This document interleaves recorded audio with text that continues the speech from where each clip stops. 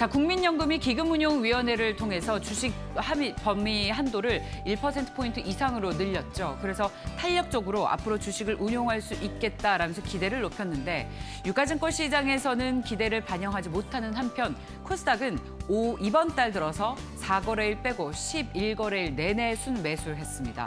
그래서 그 매수 규모가 무려 1,600억 원에 달았는데요. 뭘 샀는지 들여다봤습니다.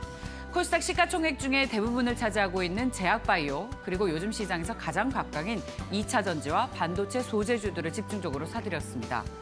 1위는 LNF, 2차 전지 관련주죠. 그리고 셀트리온 헬스케어, 에코프로비엠 역시 2차 전지 관련주입니다. 솔브레인 역시 반도체 장비 회사죠. 녹십자, 랩셀 대표적인 제약 바이오 회사들입니다. 이런 종목군들이 최근 연기금의 러브콜이 이어지고 있는데 또한 5월부터 공매도 잔고 이슈가 있는 기업들이 일부 포함이 되어 있는 만큼 수급적으로 다각적인 분석이 필요해 보입니다. 투자자 여러분들께서도 참고하십시오. 다음 소식입니다. 이 정부가 택배 거래 구조 개선을 위해서 택배비를 상자당 크게는 300원까지 올려야 하지 않겠느냐라는 제안을 내놨습니다. 워낙에 작년에 코로나19 이후로 택배 물동량이 늘면서 택배 노동자들의 과로사가 잇따랐는데 이 근본적인 원인이 무엇일까라는 것을 고민을 하다 보니까 분류 작업의 문제와 아예 거래 구조 자체가 불합리하다라는 결론이 났다고 합니다. 이 불합리한 구조를 개선하기 위해서는 택배비를 올려야만 한다라는 대안이 도출이 됐기 때문에 정부에서 팔을 걷고 나섰는데요. 이렇게 되면 택배비도 올리고 또 골판지 가격도 올라갈 수밖에 없겠죠. 실제로 CJ 대한통운은 이번 달부터 소형 기준 계약 단가를 1,850원으로 250원 인상했고 롯데 글로벌 로지스도 지난달부터 소형 기준 택배비를 1,900원으로 약 200원 이상 올렸습니다. 주식시장에서 이런 이슈가 나오면 반드시 강하게 테마가 형성이 돼 오던 행태로 봐서 오늘도 관심 있게 지켜보십시오. 내일 우리나라 대표 기업들이 줄줄이 실적을 발표합니다. 이제 본격적으로 우리나라도 어닝 시즌에 돌입을 한 건데요. 미리 좀 살펴보시라고 지금 예상 컨센서스가 어떻게 나오고 있는지 전해드리겠습니다. 먼저 현대차입니다. 예상 영업이익은 1조 5,825억 원으로 83% 이익이 개선이 될 것이다라는 이야기입니다. 제네시스가 국내 그리고 국외에서 모두 참 잘 팔리고 있다고 하네요. 이머징 통화가 약세를 나타내면서 우리 달러에 대한 원화의 할인도 올라서 영업이익이 개선되는 효과도 있었다라고 이야기를 하고 있습니다.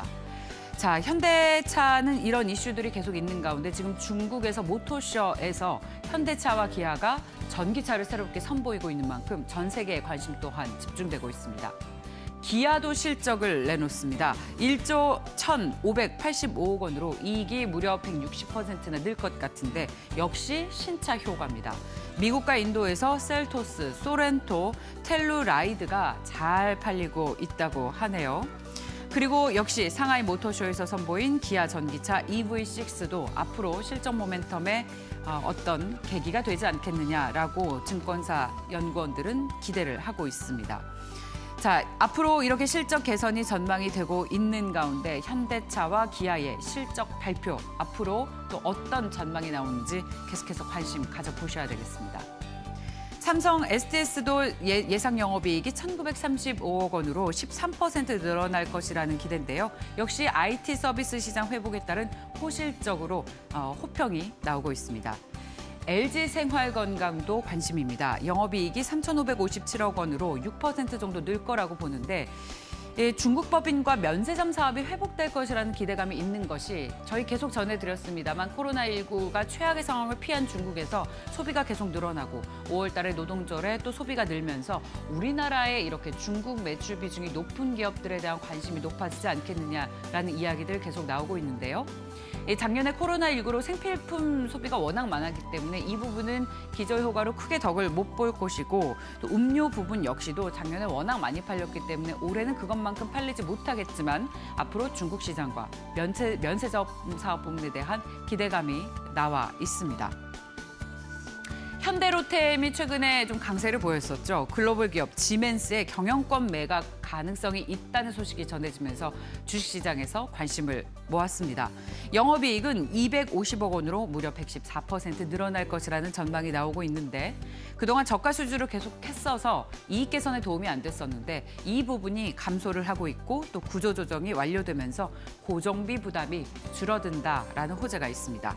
방산 부분은 K2 전자 납품 정상화로 영업이익이 개선이 되고 또 앞서 말씀드렸듯이 플랜트 부분은 적자 수주가 감소가 되면서 이익이 개선이 되지 않겠느냐라는 기대감들 나오고 있습니다.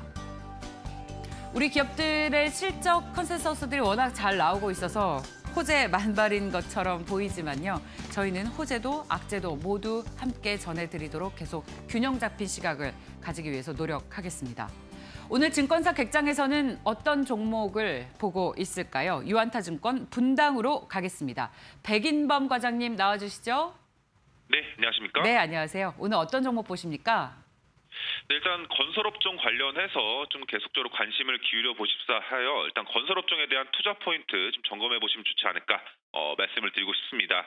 일단 뭐 최근 건설업종의 주가 추이 좀 긍정적인 흐름을 좀 보이는 점 등과 더불어서 일단 뭐 투자 포인트 좀 점검을 해보자면 뭐 사실 건설업종 좀 복잡하다면 복잡할 수도 있는 좀 업종 중 하나이긴 하지만 크게 보자면 좀 국내 주택 건설 부분과 해외 플랜트 사업으로 좀 나눠보시면 좋을 것 같습니다.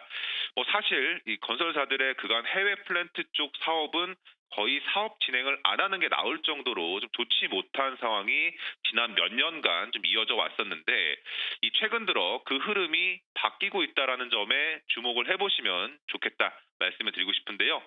즉 그간 건설업종에 있어서 이 국내 주택시장 분양 그리고 개발 쪽에만 포커스가 맞춰져 왔던 이런 상황에서 해외 쪽까지도 좀 다시 한번 관심이 유입될 수 있는 상황이다라는 점을 이해를 해보시면 좋을 것 같습니다.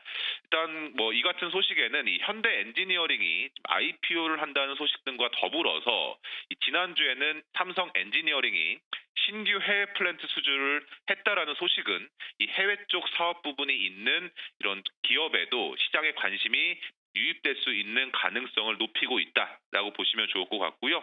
또 거기에 이제 국내 측면에서는 이 오세훈 서울시장발 이 재건축 완화 관련 기대감이 지속적으로 좀 유입되고 있다라는 점은 국내 주택 부분에 있어서도 지속적인 기대 요인으로 작용할 수 있다 보시면 좋겠습니다. 그리고 이제 스카이레이크 인베스트먼트가 이 대우건설 인수전에 전일 뛰어들었다라는 언론 보도 등도 이 대우건설에 대한 주가 강세와 더불어서 건설업종 전반에 대한 투자 심리에도 긍정적으로 작용하고 있다라는 점 참고를 해보시면 좋을 것 같고요. 일단 포인트를 정리를 해보자면 일단 국내 쪽 아무래도 올해는 계속적으로 기대가 된다. 그런 점에서 잊혀져 왔던 해외 쪽 부분에 있어서도 다시 한번 긍정적인 여지가 유입될 가능성이 높다라는 점은 건설업종에 있어서 국내외 포지션이 있는 이런 업체에 있어서는 계속적인 관심이 필요하다라는 점으로 이해를 해보시면 좋을 것 같고요. 그리고 하나 더 추가적으로 보자면 이 GS건설의 관계 회사죠. 이 GS 이니마가 국내 증시 상장 절차에 돌입한 것으로 알려진 점. 기업 가치가 1조 원 이상대로 좀 추정이 되고 있는데 이러한 요인 등을 감안을 해본다면 건설 업종에 대한 관심 지속적으로 보일만하다라고 생각을 하시면 좋을 것 같고 삼성 엔지니어링, GS 건설, 대우건설, 현대건설 등에 관심 기울여 보시면서 건설 업종에 대한 투자 관심 이어나가시면 좋겠다 말씀드리겠습니다. 네, 건설주 중에서도 해외 부문 매출 비중이 좀 있는 건설주로 압축하자라는 말씀으로 들리는데요. 이 중에서 어떤 종목을 가장 좋게 보십니까?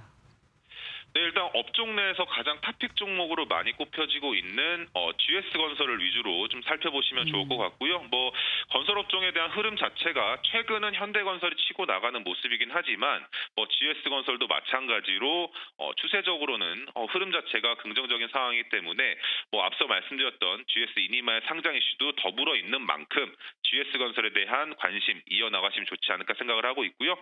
앞서도 앵커님께 말씀해 주셨다시피 해외 쪽 부분이 있는 쪽에 있어서의 현대건설 그리고 GS건설 부분 보시면서 그 안에서는 GS건설을 좀 탑픽으로 뽑아보시면서 업종 내 탑픽 종목으로 좀 생각해 보시면 좋지 않을까 의견 드리겠습니다. 네, 알겠습니다. 자, 건설주에 대한 관심 잘 전해 들었습니다. 고맙습니다.